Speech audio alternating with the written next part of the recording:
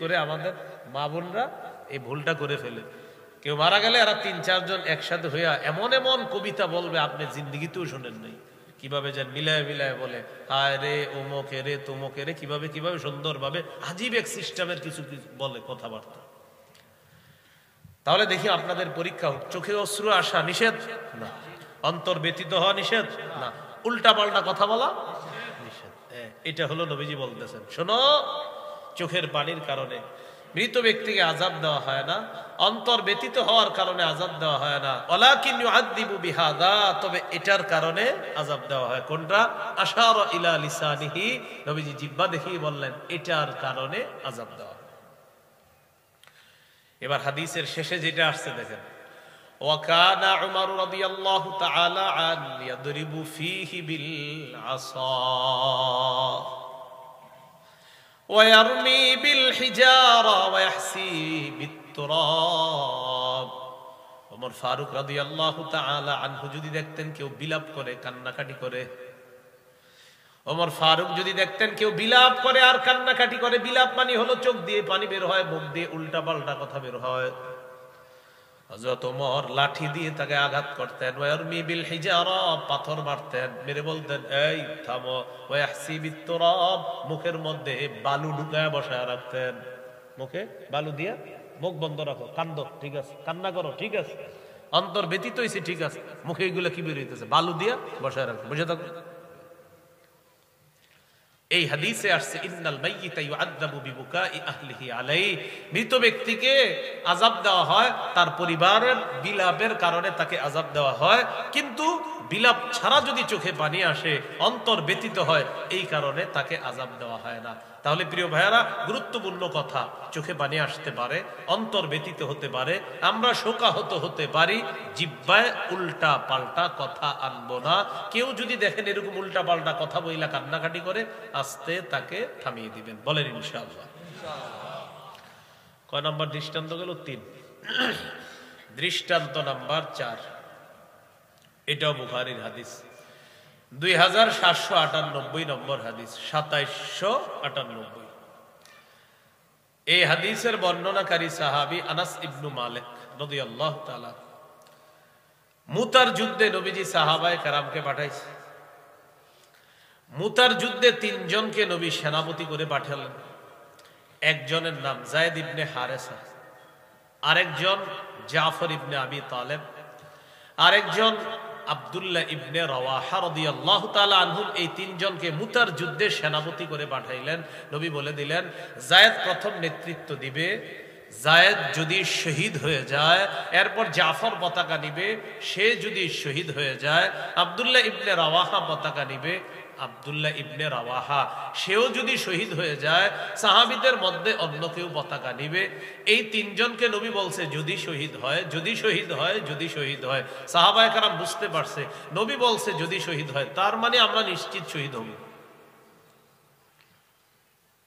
মুতার প্রান্তরে গেছে, লড়াই চলতেছে, জিহাদ অব্যাহত আছে। জিবরিল আমিন ডিটেইলস নবীরে জানাই দিয়েছে। সুবহানাল্লাহ। নবীজি মিম্বরে দাঁড়াইছে, মসজিদে দাঁড়িয়ে মুতার যুদ্ধের বিবরণ দিতে লাগলেন সাহাবায়ে কেরামকে। মন দিয়ে শুনেন নবী কি বলতেছে। قال رسول الله صلى الله عليه وسلم اخذ الرايه زيد فاصيب ثم اخذها جعفر فاصيب ثم اخذها عبد الله ابن رواحه فاصيب। নবীজি বলতে লাগলেন, আমার সাহাবী যায়েদ পতাকা নিয়েছে, যায়েদকে শহীদ করে দেওয়া হয়েছে। সুম্মা আখাযাহা জাফর, এরপর জাফর পতাকা নিছে, উসিবা, আমার সাহাবী জাফরকেও শহীদ করে দেওয়া হয়েছে। সুম্মা আখাযাহা আব্দুল্লাহ ইবনে রাওয়াহা, এরপর আব্দুল্লাহ ইবনে রাওয়াহা পতাকা নিয়েছে, ফাউসিবা, তাকেও শহীদ করে দেওয়া হয়েছে। সুম্মা আখাযাহা খালিদ ইবনুল ওয়ালিদ আন গায়রি ইমরাতিন ফাফুতিহা লা, এরপর খালিদ ইবনুল ওয়ালিদ পতাকা নিয়েছে, আল্লাহ তাআলা তার হাতে মুসলমানদেরকে মুতার প্রান্তরে বিজয় দিয়ে দেয়। শহীদ হয়ে গেল কয় নেতা? ৩ জন। হাদিসগুলা আল্লাহ নবী যখন বললেন, বিবরণ দেওয়ার পর আল্লাহ নবী শেষের দিকে বললেন, মায়াসুররুহুম আন্নাহুম ইনদানা, যারা শহীদ হয়ে গিয়েছে তাদের জন্য এটা আনন্দদায়ক না, তারা আমাদের কাছে থাকবে। কি শিখলেন? কি বলতেছে দেখেন, যারা শহীদ হয়ে গিয়েছে এটা তাদের জন্য আনন্দদায়ক না, তারা আমাদের কাছে থাকবে, এটা আনন্দদায়ক না। বরং শাহাদাতের মর্যাদা লাভ করার পর এখন তারা যেখানে আছে এইখানে তারা অনেক সুখে শান্তিতে আছে। এই কথা বলতে বলতে সাহাবীরা তাকায় দেখে আল্লাহ নবীর দু চোখ দিয়ে পানি পড়তেছে। ওই যে সাহাবীদের শাহাদাতের বর্ণনা দিয়েছে, সাহাবীদের বিয়োগ ব্যথায় আল্লাহ নবীর মায়ায় চোখে পানি চলে আসছে। এই চারটি দৃষ্টান্ত থেকে জানলাম, মায়ার কান্না, দয়ার কান্না, কাউকে হারানোর পর চোখ থেকে পানি আসা, কারো অসুস্থে অন্তর ব্যথিত হয়ে যাওয়া, এটা মায়া, এটা দয়া, এটা জায়েজ আছে। তবে মুখ দিয়ে উল্টা পাল্টা কথা বলা এটা হারাম। আমরা ভবিষ্যতে এই বিষয়গুলা খেয়াল রাখবো। কারো মৃত্যুতে আমরা চোখে পানি আসবে, অন্তর ব্যথিত হবে, শোকাহত হব, আমরা অন্যকে সান্ত্বনা দিব, কিন্তু বিলাপ করে মুখ দিয়ে উল্টা পাল্টা কথা বলবো না, ইনশাআল্লাহ। কয় নম্বর আলোচনা গেছে? ওলামা হযরত ছাড়া অন্যরা বলেন মাশাআল্লাহ। কয় নম্বর? 1 নম্বর আলোচনা। যে এক বলছে এটা সঠিক, কে জানি বলছে 4 নম্বর। না, আলোচনা গেছে 1 নম্বর। কয় নম্বর? যে বলছে এটা এ আমার নিয়মিত শ্রোতা, মাশাআল্লাহ। আলোচনা কয় ভাগে হবে? 5 ভাগে। এর মধ্যে 1 নাম্বার হলো নবীর দয়া। এই দয়ায় গেছে 4 উদাহরণ। 2 নম্বর আলোচনা রাসূল সাল্লাল্লাহু আলাইহি ওয়াসাল্লামের নফল নামাজে কান্না। এখানে হবে 3টা দৃষ্টান্ত। তাহলে মনে রাখেন, একটু করে আবার জিজ্ঞাসা, কয় নাম্বার আলোচনা গেছে?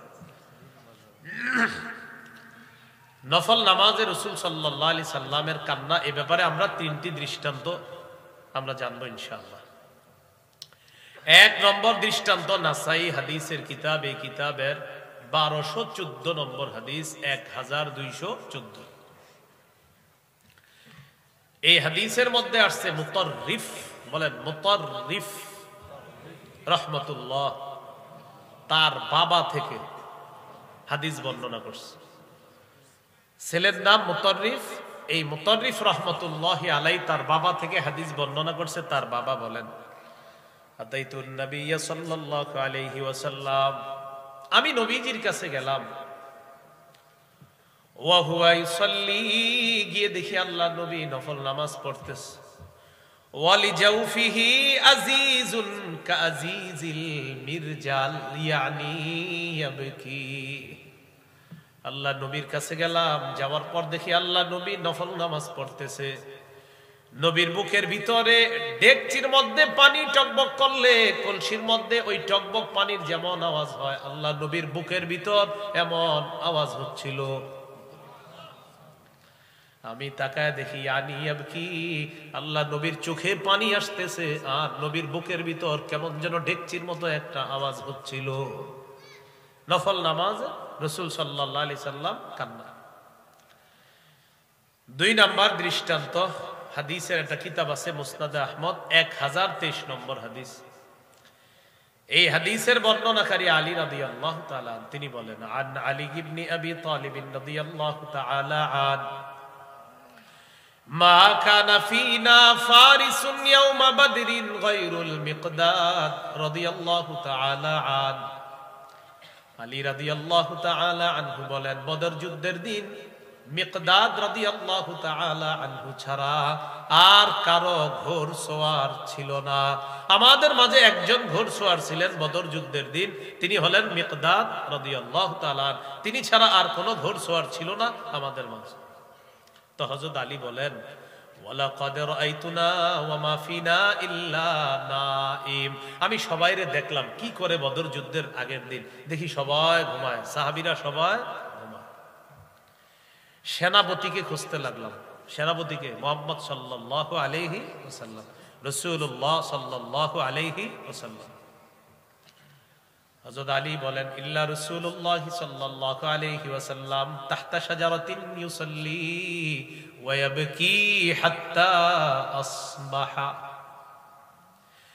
সবার দিকে আমি তাকাইলাম, তাকায় দেখি সবাই ঘুমায়, আর আল্লাহ নবীর দিকে তাকায় দেখলাম তিনি গাছের নিচে দাঁড়ায় নামাজ পড়তেছে। নফল নামাজে সারা রাত কাটিয়ে দিয়ে আল্লাহ নবী ফজরের আগ পর্যন্ত নফল নামাজে কাটা দেয়, আর তাকায় দেখি আল্লাহ নবীর চোখ থেকে পানি ঝরে পড়তেছে। নবীজি নফল নামাজ পড়তেছে, চোখে পানি পড়তেছে, এইভাবে সকাল করে দিলেন। 3 নাম্বার দৃষ্টান্ত, হাদিসের একটা কিতাব আছে নাম সহিহুত তারগিব। এই কিতাবের 1468 নম্বর হাদিস, 1468। এই হাদিসটিকে সূরা আলী ইমরানের 190 নম্বর আয়াতের প্রেক্ষাপটও বলা যেতে পারে। কোন সূরা? সূরা আলী ইমরানের 190 নম্বর আয়াতের প্রেক্ষাপট। বলেন আমার সাথে, ইবনে উমাইর, আবার আম্মা জান আয়েশা সিদ্দিকা রাদিয়াল্লাহু তাআলা আনহার ছাত্র, তিনি নাম কি? ইবনে উমাইর। ইবনে উমাইর একদিন বললেন, আম্মা জান আখবিরিনা বিআজাবি শাইইন রাআইতিহি মির রাসূলিল্লাহি সাল্লাল্লাহু আলাইহি ওয়াসাল্লাম, আপনি আপনার জীবনে দেখা রাসূলের সবচেয়ে আশ্চর্য একটা ঘটনা আমাদের কাছে আপনি বর্ণনা করেন। আপনি আপনার জীবনে যত আশ্চর্য ঘটনা দেখছেন এর মধ্যে সবচেয়ে আশ্চর্য ঘটনাটা আমাদেরকে শোনান। ফাসাকাতাত, আম্মাজান চুপ রইলেন। কেন চুপ রইলেন? মনে করতেছে কোনটা শোনাবো, নবীর জীবনে সবই তো আশ্চর্য, এজন্য চুপ থাইকা একটু পরে আম্মাজান বললেন, হ্যাঁ শোনো। লাম্মা কানা লাইলাতুম মিনাল লায়ালি, এক রাতের ঘটনা তোমাদেরকে শোনাই। এক রাতে আমার ঘরে নবীর পালা, পালা মানে নবীজির একাধিক স্ত্রী ছিলেন, এক এক স্ত্রীর কাছে এক এক রাতে আল্লাহ রসুল পালা বন্টন করে এভাবে তাদের কাছে যাইতেন। আম্মা জান আয়েশা সিদ্দিকা রাদিয়াল্লাহু তাআলা আনহা বলেন, এক রাতে আমার কাছে নবীর পালা।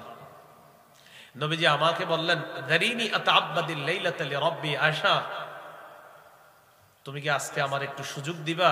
আমি আল্লাহর কাছে একটু ইবাদত করব, আমি আমার রবের ইবাদত করার জন্য তোমার কাছে একটু সুযোগ চাই, আমি ইবাদতে আজকে রাতটা কাটাইতে চাই। তুমি আমার কাছে পাও না, এটা হলো বান্দার হক, আর ইবাদত করব এটা আল্লাহর হক। গুরুত্ব বেশি বান্দার হকের, যেহেতু তোমার হক, তুমি যদি মাফ না করো এটা আল্লাহ মাফ করবে না, মানে ক্ষেত্র বিশেষ। আর আল্লাহর হক, আল্লাহ তাআলা একটু ভুল ত্রুটি যদি হয়ে যায় তো আল্লাহ তাআলা আল্লাহর হক চাইলে আল্লাহ মাফ করবেন, সেটা আল্লাহ তাআলার ইচ্ছা। কিন্তু তুমি মাফ না করলে তোমার হক তো আল্লাহ তাআলা মাফ করবে না। আয়েশা তুমি যদি বলো তো আজকে রাতটা আমি একটু ইবাদত করব, তুমি কি বলো? এই কথা বলার পর আম্মাজান বললেন, আল্লাহি ইন্নী লা উহিব্বু কুরবাক ওয়া উহিব্বু মা ইয়াসুররুক। সুবহানাল্লাহ, ইয়া রাসূলুল্লাহ, আল্লাহর কসম আপনার সান্নিধ্য আমি খুব বেশি পছন্দ করি, আবার আপনি যা পছন্দ করেন এটাও আমি খুব বেশি পছন্দ করি। আমি যে আপনার কাছে থাকতে পারি এটাও আমার সবচেয়ে বেশি পছন্দের, আবার আপনি যেটা পছন্দ করেন এটাও আমার সবচেয়ে পছন্দের। অতএব আজকে আপনি ইবাদত করবেন, এটা আপনার কাছে পছন্দের, আমি আয়েশার কাছেও পছন্দের। ফাকামা ফাতাতাহহারা সুম্মা কামা ইউসাল্লি, নবীজি দাঁড়াইলেন। শীত লাগে, গরম লাগে, কি একটা মুশকিল।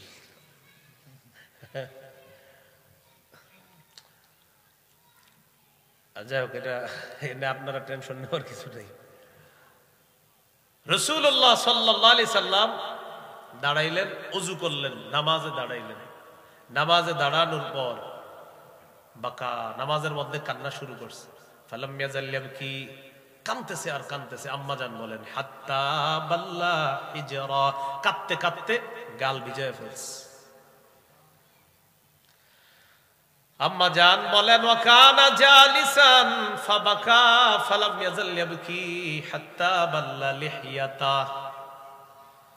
নবীজি নামাজের মধ্যে বসলেন, এখনো দেখি আল্লাহ নবী কান্না করতেছে। কান্না করতে করতে দাড়ি মুবারক ভিজায় ফেলছে। আম্মা জান বলেন, সুম্মা বাকা ফালাম ইয়াজাল ইয়াবকি হাত্তা বাল্লাল আরদ। আল্লাহ নবীকে দেখলাম আরো কাঁদতেছে। কাঁদতে কাঁদতে আল্লাহ নবী সামনের জমিন পর্যন্ত ভিজায় ফেলছে, মাটি ভিজায় ফেলছে। মাটি ভিজানো মানে কি বুঝতে পারলেন? গাল বে, দাড়ি বে, শরীর বে, জামা বে, পানি পড়ার পর এরপর জমি বিচ্ছে। আগে পরে যার কোনো গুনাহ নাই তার চোখে এত পানি, আমাদেরকে বোম মারলেও ইলেকট্রনিক মিডিয়ার যুগে চোখে পানি আসা এত সহজ না। চোখে পানি আসা এত সহজ না। আর চোখে পানি আসতে চাইলো এইগুলার কারণে আর চোখেও পানি আসে না। মাঝে মাঝে সব মুনাজাত ধরি, চোখে পানি আসতে চায়, যে মনে হয় যে না সামনে তো অনেক কিছু আছে, তখন আর চোখে পানি আসে না। সত্যি বলছি আমি, অনেক সময় মুনাজাত ধরি, হাত তুলি, তো অনেক সময় আপনার চোখ বেয়ে পানি আসতে চায়, এগুলার কারণে আর চোখে পানি আসে না। সত্যি বলছি আমি। ওই টেনশনে পড়ে যায় যে এখন পানি আসলে কি হবে না হবে, কে দেখবে, এই টেনশনে আবার পানি কয় না আমি যাবো না, আমি চলে যাই। এক মুশকিল। তো রাসূলুল্লাহ সাল্লাল্লাহু আলাইহি সাল্লাম কান্না করলেন, কাঁদতে কাঁদতে গাল ভিজলো, দাড়ি ভিজলো, সামনের মাটি ভিজছে। আমি বুঝাইতে চাইলাম কি পরিমাণ চোখের পানি, যার আগে পরে কোনো গুনাহ নাই।